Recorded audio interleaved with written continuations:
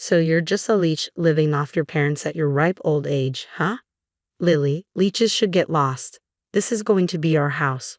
My 8-year-old niece Emily spat out these hurtful words, grinning. My sister Anne and her husband Sam were snickering next to Emily. I could guess the kind of parenting they were doing, given the outrageous statement from an 8-year-old. I no longer felt any need to forgive them, my niece, my sister, or her husband. I felt the pent-up anger inside me flare up. My name is Lily. I live with my parents at our family home. I used to live on my own, but I moved back home because I was worried about my aging parents. I love my work and I'm not at all interested in relationships.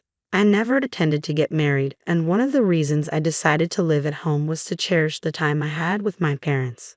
My dad was a chef and he's really good at cooking. Even after retiring, he cooks for us at home, and I always look forward to meals. Having lived alone, I miss my dad's cooking, which is one of the reasons why I returned home, but that's a secret. When I decided to live with them and support the household, my mom retired from the part-time job she'd held for many years. She was hesitant, but I suggested it might be the right time. Both my mom and dad had been doing a lot of standing at their jobs and had sometimes thrown out their backs. I convinced them to quit their jobs, telling them there was no need to push themselves since I was supporting the household. I'm a mess outside of work and I'm not good at housekeeping, so I appreciate that my parents are at home doing chores. It's a win-win relationship between my parents and me. Disrupting the stable life are my sister Anne, her husband Sam, and their 8-year-old daughter Emily. Almost every week, they show up at our house uninvited, driving 30 minutes for a free meal. Anne justifies their visits by saying it helps them save on food expenses. Raising a child is costly, and Sam neither denies nor hides this. They would eat the meals my dad cooked as if it was their right and leave without even cleaning up. This routine has become their weekly habit. It might have been tolerable if they just came, ate, and left. But Anne's other behaviors were unacceptable. Every time before leaving, she would scrounge around her house, taking items she thought she could sell on an online flea market app. As a result, I've had to hide my accessories and imported clothes in the back of my closet. On top of that, she rummages through our fridge, taking food without asking. When I confronted her, saying this would be considered theft if she were a stranger, she dismissed me, saying, "You wouldn't understand, Lily. It's tough to run a household when you're married." But Anne isn't the only selfish one. Emily, who takes after her mother, has become increasingly like her as she's grown up. "Ew, this is gross." Emily made a sour face at the meal my dad had prepared. Neither Anne nor Sam scolded her. My dad, a retired chef who takes pride in his cooking, would never make anything that tasted bad. Yet Emily complained, "I can't eat this. It's disgusting. I want cake." When Sam heard Emily's demand for cake, he turned to me and asked, "Do we have any cake? Emily seems to want some." I couldn't help but frown and respond, "Ha." Sensing potential trouble, my father quickly stepped between us, apologetically saying, "Sorry, we didn't prepare any cake. Did you not enjoy today's meal, Emily?" Emily remained displeased. "Oh, Hisiaki, I only want to eat sweet things. Desserts are the best. I don't want to eat Grandpa's food." "Oh, I find it convenient and it saves us on grocery bills, so it's fantastic. But if Emily says so, we have no choice." "Dad, Mom, please prepare some sweets and cake for Emily next week," Sam said. I couldn't forgive Anne for accepting Emily's selfishness and for bossing our parents around. However, if I spoke out now, our already shrinking parents would feel even more troubled. I pitied my parents, unable to complain as Anne's family left as usual after looking through our house.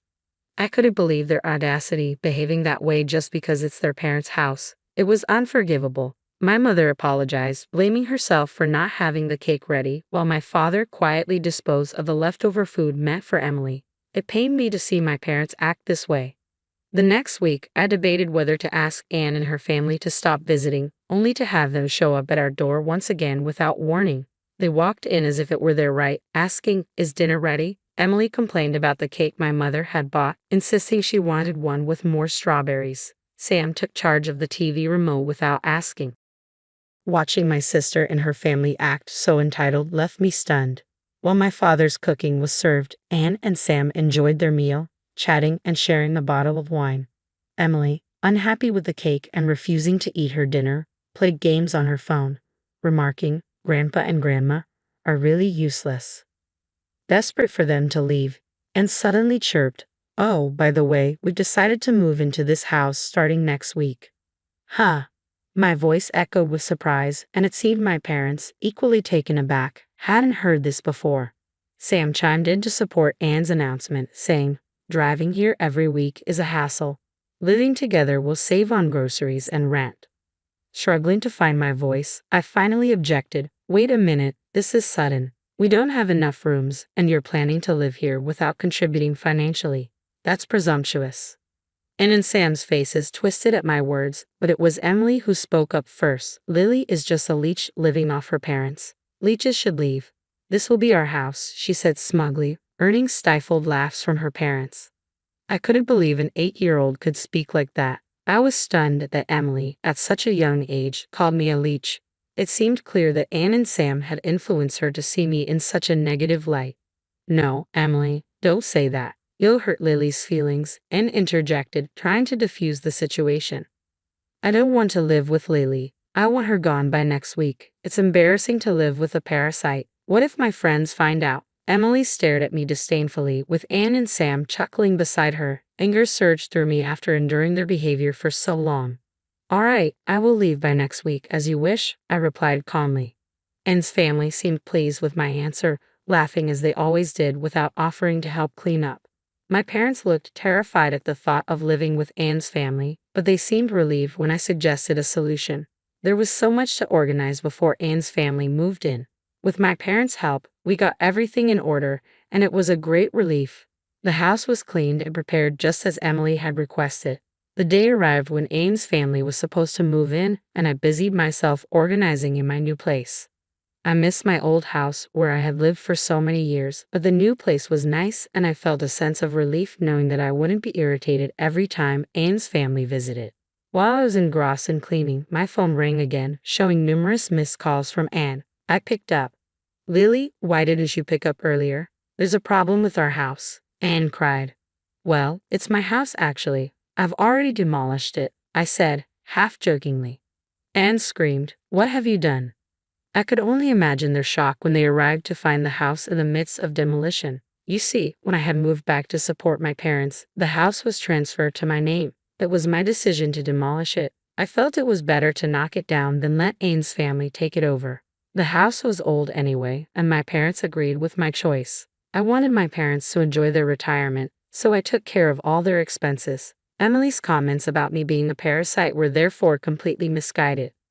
I explained all of this to Anne. "You and Emily have said a lot of hurtful things about me. It's not right to teach your daughter to behave like that. It would be unfortunate if Emily ended up following your example," I told Anne, my voice laced with sarcasm. She appeared more shocked than remorseful. After selfishly criticizing me, she came to me almost in tears, asking, "What should we do? We've already ended our lease and moved out of our previous house. We'll be homeless. Emily is only 8 years old." "Maybe it will teach Emily a lesson about facing challenges," I replied casually, continuing to clean. Anne started crying. "How can you be so heartless?" I thought that should be my question. Who was it that insulted me repeatedly through their words and through their daughter? I asked her. "I'm sorry, I'll make Emily apologize too. Please, just for tonight, let us stay in your new place," Anne begged. "No, I can't do that. Both Mom and Dad are afraid to see you now. Your negativity always upsets them. They love our new home, and I won't let you ruin our happiness. I'm hanging up now. I'm busy," I said firmly, ending the call. Wait, please." Anne was still yelling, but I mercilessly hung up the phone. Afterwards, Anne kept calling numerous times, but I ignored her. It seemed like she also tried to reach out to our parents, but they too ignored her calls. Eventually, the relentless calls stopped. Presumably, Anne and her family managed to find a place to stay. When I wondered where they went, my mother explained the situation to Dad and me a few days later. Apparently, Anne had been sending messages to Mom via text only. It seems she's now staying with Sam's parents. Sam's mom, Anne's mother-in-law, is a very strict woman when it comes to rules and manners. Anne disliked her and appears to be struggling living under the roof of such a stern mother-in-law. Emily, too, who used to be spoiled rotten, seems to be learning a lot from this strict mother-in-law. There's no doubt she would have grown into a terrible adult if she continued her old ways. So, in retrospect, this seems to be a good thing. It may be tough on Emily, but it's unavoidable. I hope she'll manage to become a well-mannered grown-up. It seems Anne and Sam were more broke than we imagined. Sam was a fan of gambling, frequently squandering his money on various bets, and wasn't against gambling and didn't stop him, even enjoying it with him at times. However, they accumulated a substantial amount of debt due to their gambling. In order to repay this debt, it seems that they wanted to live with our parents. I was dumbfounded by how audacious their reason was. Sam ended up returning to his parents' house but reportedly disappeared after a few days. Whether he ran away of his own accord due to being chased by debt collectors or was forcibly taken away to work was unclear. Regardless, since he left a note saying, "I'm leaving home, please don't search for me," the police treated it as a case of him simply leaving home. Anne, without any savings, is now apparently working multiple jobs from dawn to dusk. She's sending daily messages to Mom about her hardships, but it seems Mom has no intention of helping Anne. "We raised her that way, but I think this is a necessary trial for her," Mom said. For your information, our parents and Sam's parents are on good terms and frequently communicate. When Mom apologized to Sam's mom for the trouble caused by Anne and Emily, Sam's mom energetically responded, "Having these kids who are worth educating has added some spice to my life. I apologize for the trouble my son caused. As an apology, I'll make sure to educate my daughter-in-law and granddaughter well." Anyway, my parents and I are relieved to have cut ties with Anne and her family. We're relishing the fact that we can now spend our days without the constant dread and annoyance. Dad, who had lost some confidence in his cooking after Emily's criticism, is now joyfully showing off his culinary skills. Thanks to our new house with a spacious kitchen, I've always loved Dad's cooking, and every time I say, "delicious," he seems more motivated to cook. Mom, who used to get exhausted every time Anne's family visited and lost the energy to go outside, is now often going out since we moved. She joined a local club and resumed her old hobby of painting. My mom's forte is watercolor painting. She's always joyfully crafting her artwork under the gentle guidance of her teacher. Recently, she's been heading out to the park, sketchbook in hand, to draw various objects and scenes. We're eagerly looking forward to the upcoming exhibition by the art club my mom is a part of, and we plan to attend. My life continues as it always has, busy but enjoyable as I continue doing the work I love.